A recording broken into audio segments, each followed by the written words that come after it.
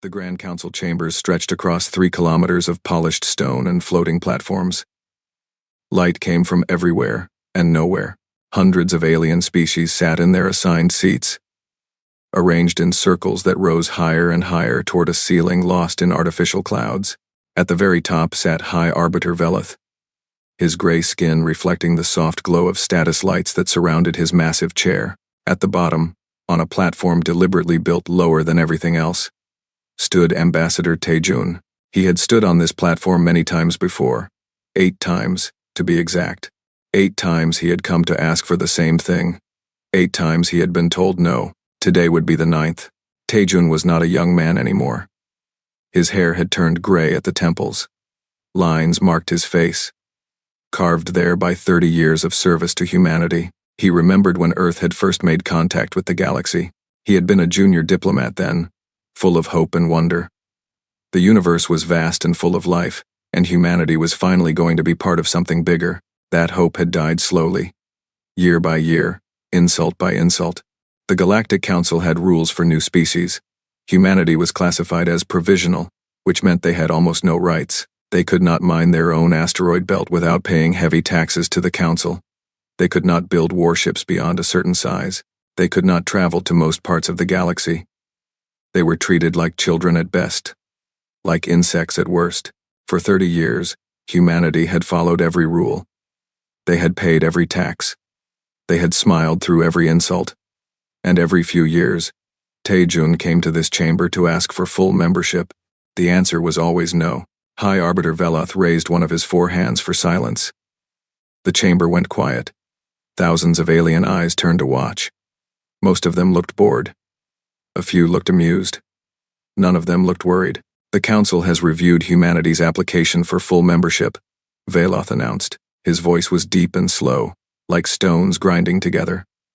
After careful consideration of all factors, the application is denied. Taejun did not react. He had expected this. Furthermore, Veleth continued, the Council has received concerns about humanity's recent military activities, the construction of new vessels, the expansion of training programs. These activities are troubling. Now Taejun felt something cold move through his chest. This was new. Delegate Kryn rose from his seat. He was Torvani, a species known for their cruelty and their love of power. His scales were dark green, his eyes yellow and hungry. He had hated humanity since the first day they arrived in the galaxy. I propose new sanctions, Kryn said, his voice smooth like oil. For the safety of all species, humanity should surrender 40% of their fleet to Council control. Their shipyards should be inspected monthly. Their borders should be patrolled by Torvani peacekeepers. The chamber rumbled with voices. Some species protested weakly. Most said nothing. A few openly supported Kryn. Taejun stood very still. Behind him, through a holographic link, Admiral Yuna and Dr. Sohee watched from Earth Command. He could feel their anger through the connection. Yuna's hands were probably curled into fists right now. High Arbiter Veleth nodded slowly. An interesting proposal. The Council will vote on this matter in 10 days. Does the human representative wish to speak? Taejun looked up. He looked at Veleth, sitting so high above him. He looked at Kryn, who was smiling the way a predator smiles at wounded prey. He looked at all the other species, most of whom would not meet his eyes. 30 years. 30 years of trying to belong. 30 years of being told they were not good enough, not old enough, not worthy enough. 30 years of watching his people struggle and sacrifice while the galaxy laughed at them. Something changed inside Taejun. It was not anger. Anger was hot and fast. This was cold and slow. It was the feeling of a door closing forever. Yes, he said. His voice was calm. I wish to speak. He took a breath. The chamber waited. 30 years ago, humanity came to this council with open hands and open hearts. We asked only to join the galactic community. We were told we must prove ourselves. So we proved ourselves. We followed every rule you created. We paid every tribute you demanded. We accepted every restriction you placed upon us. His voice grew stronger. We came back again and again. Each time, you found new reasons to deny us. We were too young, too aggressive, too primitive, too dangerous. And each time, We went home and tried harder. We believed that if we were patient, if we were good, you would eventually accept us." He paused. The chamber was completely silent now. We were wrong. Taejun straightened his back. He was not tall, but in that moment, he seemed to grow. Humanity has spent 30 years begging for scraps from this table. No more. We have spent 30 years accepting insults and humiliation. No more. We have spent 30 years believing that this council wanted peace and fairness. We know now that it wants neither. High Arbiter Veleth leaned forward. "Ambassador, choose your next words carefully." Taejun smiled. It was not a warm smile. "I have chosen them very carefully, Arbiter. I have been choosing them for 30 years. He looked around the chamber one last time. Then he spoke 5 words that would change the galaxy forever. Humanity withdraws. Effective immediately.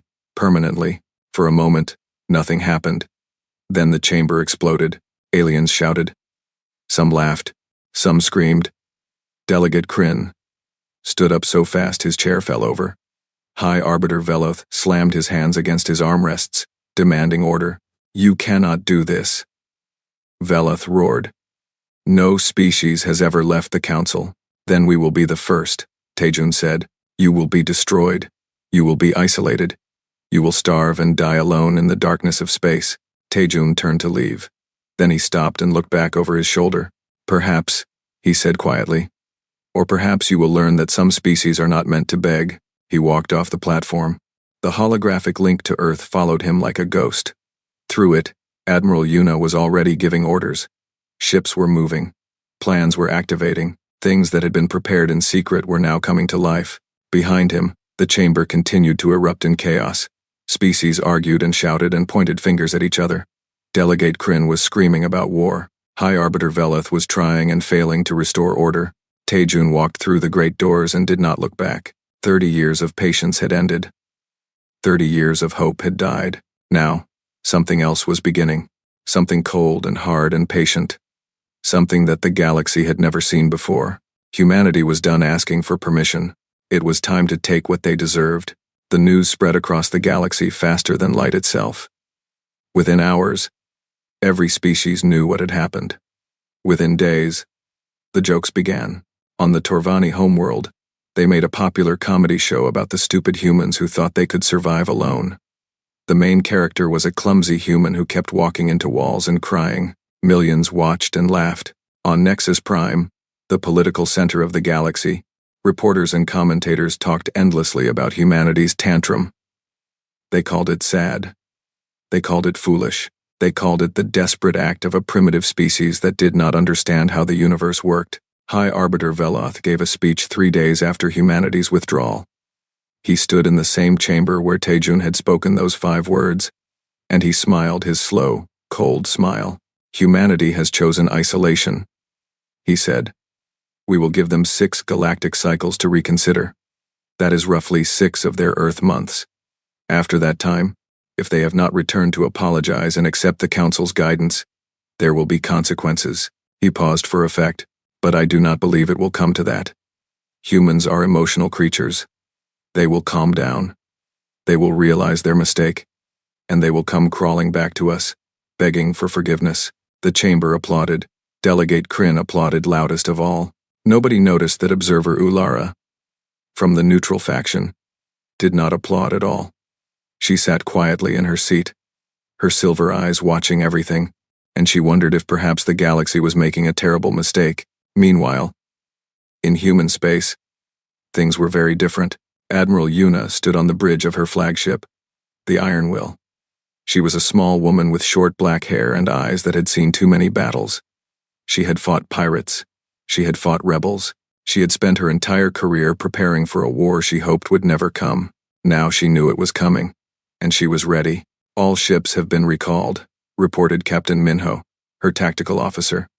He was young but brilliant, the kind of officer who saw patterns where others saw chaos.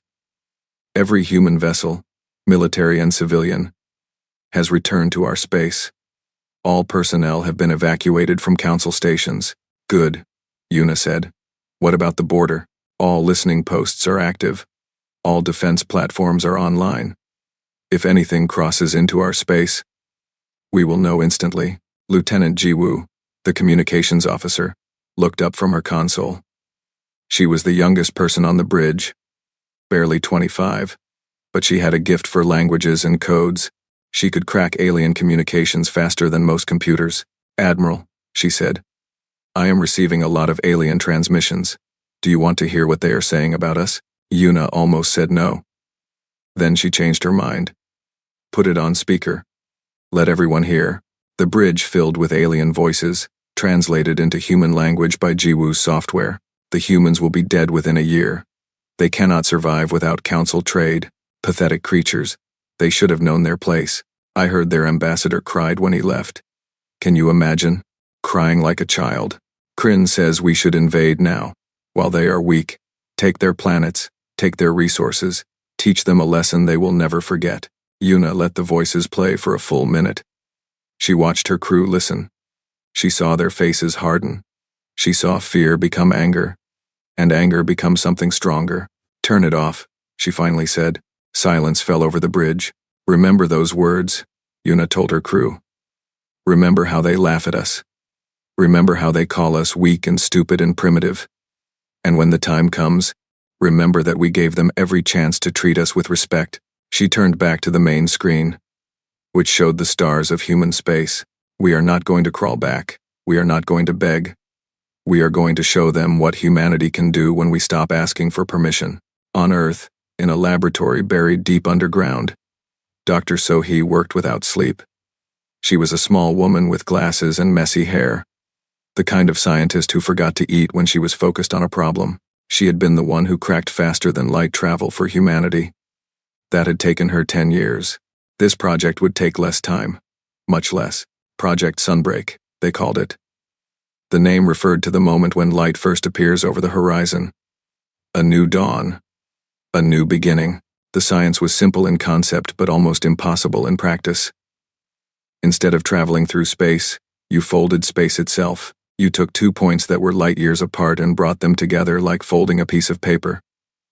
Then you stepped across. Instant movement. No travel time. No warning. Every other species had tried to develop this technology. All of them had failed. The math was too complex. The energy requirements were too extreme. The risks were too high. But Dr. So-hee had spent her entire life solving impossible problems, and she had something the other species did not have. Desperation. "How close are we?" asked Ambassador Taejun. He visited the lab every week now. So-hee looked up from her console. Her eyes were red from lack of sleep, but they were bright with excitement. 3 months, she said. Maybe 2. If everything goes perfectly. The council gave us 6 months. Then we will have time to spare. Taejun nodded slowly. He looked at the massive machine that filled the laboratory. Coils and generators and things he could not begin to understand. It hummed with power. Even now. "What will it feel like?" he asked. "When we use it?" So-hee smiled. "Like waking up from a long sleep. Like finally opening your eyes." Taejun thought about the council chambers. He thought about all the times he had stood on that lowered platform, looking up at species who thought humans were nothing. He thought about the jokes they were telling right now, the laughter that echoed across the galaxy. "Good," he said. "I want them to wake up too." The months passed. The galaxy continued to laugh. Torvani comedians made more jokes. Council commentators made more predictions about humanity's collapse. Delegate Kryn continued to push for invasion, growing more impatient with each passing day. And in the darkness of human space, behind a wall of silence, something was being built, something that would change everything. The galaxy thought humanity was hiding in fear. They thought the silence meant weakness. They thought the closed borders meant surrender. They were wrong. The silence was not fear. It was focus. The closed borders were not weakness. They were preparation. And when humanity finally spoke again, the galaxy would learn what it meant to underestimate the species that had climbed from caves to stars in just 10,000 years. The countdown had begun. 6 months was too long for Delegate Kryn to wait. He stood before the council, his green scales shining under the chamber lights, his yellow eyes burning with hunger. He had wanted to destroy humanity since the day they first arrived in the galaxy. Now, finally, he had his chance. "They have been silent for 5 months, Kryn argued. No communications, no trade, nothing. They are clearly collapsing. Their economy cannot survive without council resources. Their people are probably starving. High Arbiter Veloth listened with his usual patience. You want to send ships? A peacekeeping mission, Kryn said smoothly. 12 vessels. We will enter their space, assess the situation, and offer humanitarian assistance. If they resist, we will have proof that they are hostile. And the council can authorize a full response. Veloth considered this. The other delegates murmured among themselves. Most of them wanted to see humanity brought low. Most of them wanted proof that leaving the council meant death. Very well, Veloth said. 12 ships. Torvani command. Go and see what has become of the humans. Kryn smiled. It was the smile of a predator who could already taste blood. 3 days later, 12 Torvani warships crossed the border into human space. They were massive vessels, each one carrying enough weapons to destroy a small moon. The crews were experienced warriors, veterans of dozens of conflicts. They expected to find chaos. They expected to find weakness. They expected to find a broken species ready to surrender. They found nothing. The first system they entered was empty. Stations floated dead in space, their lights dark, their airlocks sealed. No ships, no signals, no life. They have fled, said the Torvani fleet commander. They knew we were coming, and they ran. The fleet moved deeper into human space. They passed through system after system, finding the same thing everywhere. Abandoned stations, silent planets, empty darkness. This is wrong, muttered one of the officers. Where did they all go? Who cares? The commander replied. They are cowards. We will find them eventually. And when we do, we will make them pay for wasting our time. The fleet entered a system called Nova 7. It was unremarkable. Just a yellow star with a few rocky planets and an asteroid belt. Sensors showed nothing unusual. Then everything changed. Space itself seemed to twist. Reality bent and folded like paper being crumpled. The Torvani crews screamed as their instruments went crazy, showing impossible readings, impossible distances, impossible objects. When the distortion cleared, the Torvani fleet was surrounded. Human ships appeared from nowhere. Not from faster-than-light jumps, which always left energy signatures. Not from hidden positions, which sensors would have detected. They simply appeared, as if they had stepped through a door from somewhere else. There were hundreds of them, small fighters, medium cruisers, and behind them all, like a mountain of steel, the flagship, Ironwill. Admiral Yuna's face appeared on every Torvani screen. This is Admiral Yuna of the United Earth Fleet, she said. Her voice was calm and cold. You have entered human space without permission. Your weapons are locked. Your engines are targeted. If you move, you will be destroyed. The Torvani commander stared at his tactical display. His ships were surrounded on all sides. Human weapons were aimed at every critical system.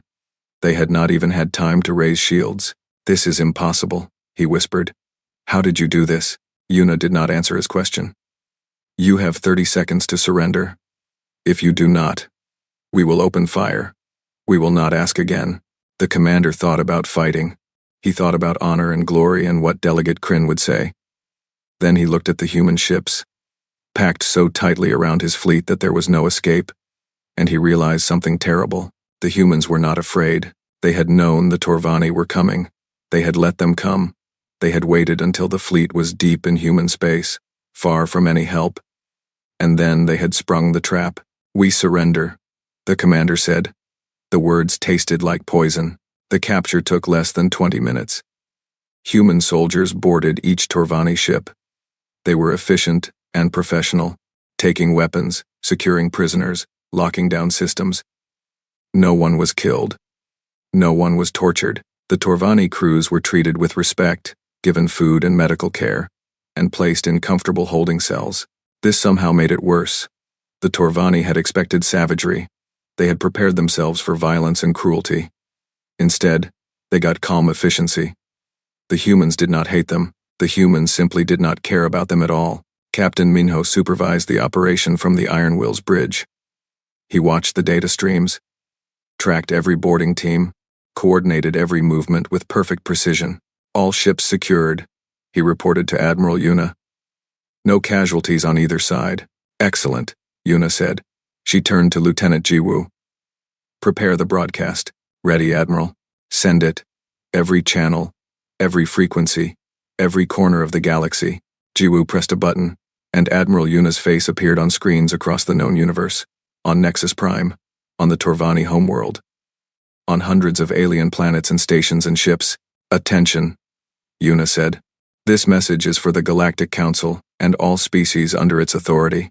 She paused, letting the moment stretch. 5 months ago, humanity withdrew from the Council. We asked to be left alone. We asked for peace.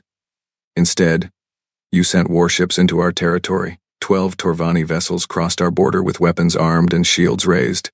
They came to conquer. They came to kill. Behind her, tactical displays showed the captured Torvani fleet. They failed. As you can see, all 12 ships have been captured.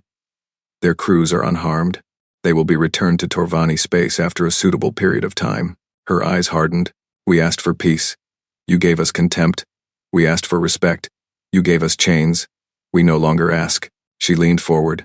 This is humanity's only warning. The next fleet that enters our space will not be captured. It will be erased. Not one ship will survive.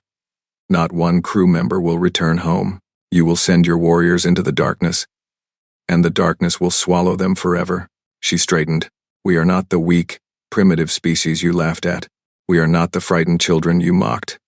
We are humanity, and we are done playing by your rules. The transmission ended. Across the galaxy, millions of aliens stared at their screens in stunned silence. The jokes died in their throats. The laughter faded from their faces. For the first time, they were afraid. Dr. Sohee stood beside Admiral Yuna on the bridge, watching the tactical displays that showed the captured fleet. It worked, she said quietly. The spacefold technology worked perfectly. Yes, Yuna agreed. It did. What happens now? Yuna looked out at the stars. Somewhere out there, the Council was panicking. Somewhere out there, Delegate Kryn was screaming for revenge. Somewhere out there, the entire galaxy was waking up to a new reality. Now, she said, we wait. And we see if they are smart enough to learn from this lesson. She did not think they were, but she hoped she was wrong. The council chambers had never known such chaos. Delegate Kryn was screaming.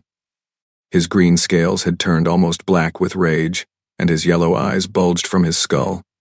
He paced back and forth across his platform, pointing at other delegates, demanding answers, demanding action, demanding blood. We must attack immediately, he roared. We must gather every fleet in the galaxy and crush them. They have humiliated the Torvani. They have humiliated the Council. This cannot stand. Other delegates shouted back at him. Some agreed. Some blamed him for sending the fleet in the first place. Some demanded to know how humanity had developed such impossible technology. High Arbiter Veleth sat in his elevated chair, watching the chaos below. For the first time in his long life, he did not know what to do. His 4 hands gripped his armrests so tightly that the stone was beginning to crack. How did they do it? Asked one of the smaller species delegates. Her voice was high and frightened. Ships cannot appear from nowhere. It violates physics. It violates everything we know about space travel. Perhaps we did not know as much as we thought, Observer Ulara said quietly. She was one of the few delegates who had remained calm. Her silver eyes watched everything, recording everything, understanding everything. Kryn spun toward her. What are you suggesting? That these primitive humans have somehow surpassed us? That is absurd. Is it? Ulara replied. 12 of your warships were surrounded in seconds. Not one managed to fire a shot. Not one managed to escape. If that is primitive, I wonder what you would call advanced. Kryn's scales turned even darker. You defend them? You take their side? I take no sides. I simply observe facts. And the facts are clear. We underestimated humanity, and now we must deal with the consequences. The chamber erupted again. Species that had been silent for centuries suddenly found their voices. Many of them were small species, weak species, species that had been bullied by the Council for generations. They looked at what humanity had done, and they began to wonder if humans could stand against the Council. Could they? Veleth finally raised his hands for silence. It took longer than usual for the chamber to obey. When it did, his voice was heavy with barely controlled anger. "We must not panic," he said. "Yes, humanity has surprised us. Yes, their technology is more advanced than we expected. But they are still one species against an entire galaxy. They cannot fight everyone. Then let us test that theory." Kryn snarled. "Let us send a real fleet. Not 12 ships. 1,200. 12,000. Let us see how their tricks work against true force.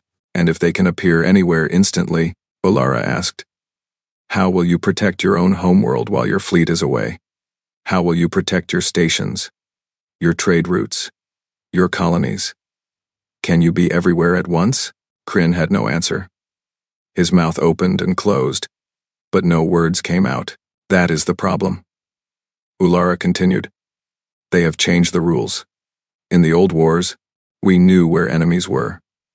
We could track their ships, predict their movements, prepare our defenses.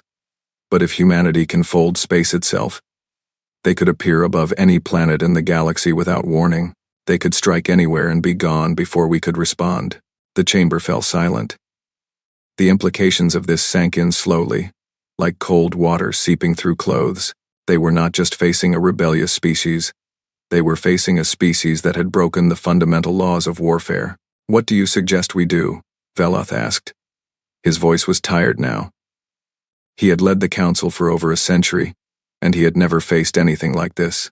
Before Ulara could answer, Lieutenant Jiwoo's voice echoed through the chamber. She had somehow accessed the council's communication systems, broadcasting from human space as clearly as if she were standing in the room. "Incoming transmission from Earth," she announced.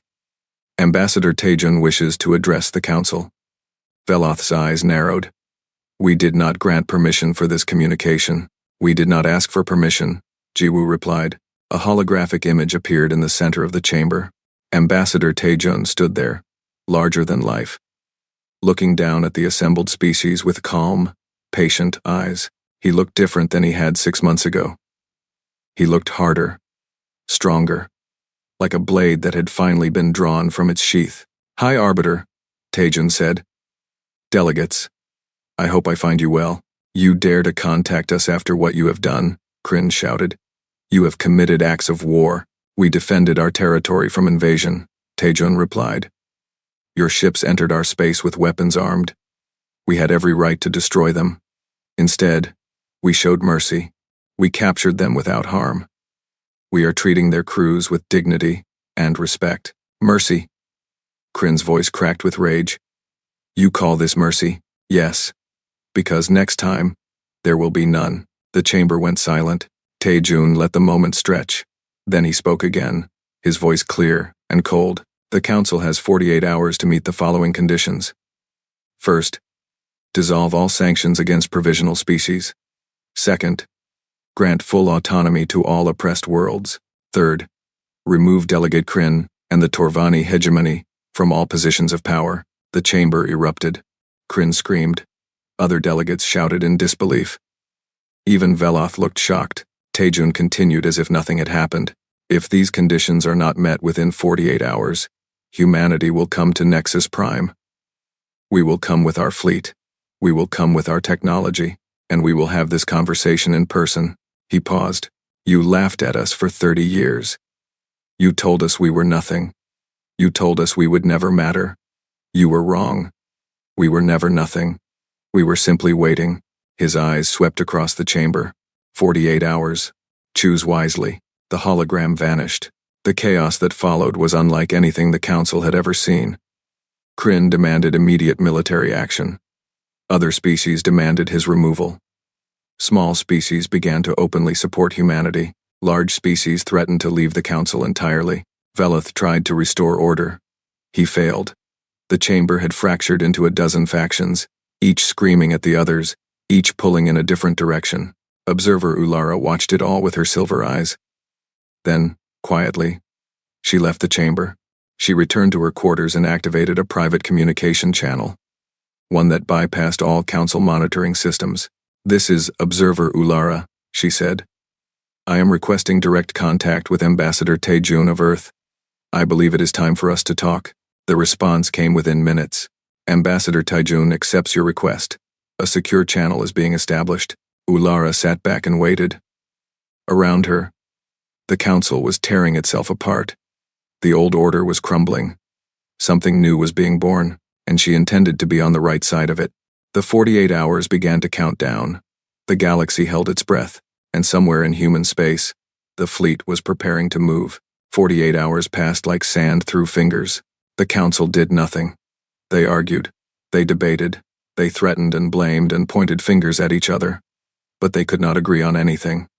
Delegate Kryn blocked every attempt at negotiation. High Arbiter Veloth could not control the chaos.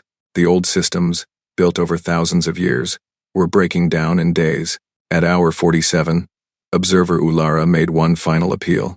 If we do not act now, she said to the chamber, humanity will come. They will do what we could not. They will make the changes themselves. Is that what you want? To be forced into the future by a species you called primitive? Kryn slammed his fist against his podium. Let them come. We will destroy them. With what? Ulara asked. Our fleets are scattered. Our defenses are in chaos. Half the species in this chamber are already planning to surrender. You cannot fight a war when you cannot even agree on who the enemy is. Kryn opened his mouth to respond. He never got the chance. At hour 49, the sky above Nexus Prime went dark. The United Earth fleet emerged from folded space. They did not come in waves. They did not come in formation. They simply appeared, all at once, like a curtain being pulled back to reveal an army that had been standing there all along. Thousands of ships filled the space around the planet. Fighters and cruisers and destroyers, arranged in perfect patterns, their weapons powered but not firing. At the center of the formation, the flagship Iron Will hung like a steel mountain, its hull reflecting the light of Nexus Prime's sun. On the planet below, billions of aliens looked up and saw the shadow of humanity blocking out the stars. Admiral Yuna stood on the bridge of the Iron Will, watching the tactical displays. Captain Minho was at his station, coordinating the fleet's movements with calm precision. Lieutenant Jiwoo was ready at communications. Doctor, so he monitored the spacefold generators, making sure everything remained stable. All ships in position, Minho reported. No hostile actions detected. The planet's defenses are standing down. Good, Yuna said. Open a channel to the surface. Jiwoo's fingers danced across her console. Channel open, Admiral. Yuna took a breath. This was the moment everything had been building toward. 30 years of insults. 6 months of preparation. Thousands of hours of planning and training and waiting. Attention Nexus Prime, she said. This is Admiral Yuna of the United Earth Fleet. We gave you 48 hours. That time has passed. We are coming down. Do not resist. There was no response. The planet's defense grid remained inactive.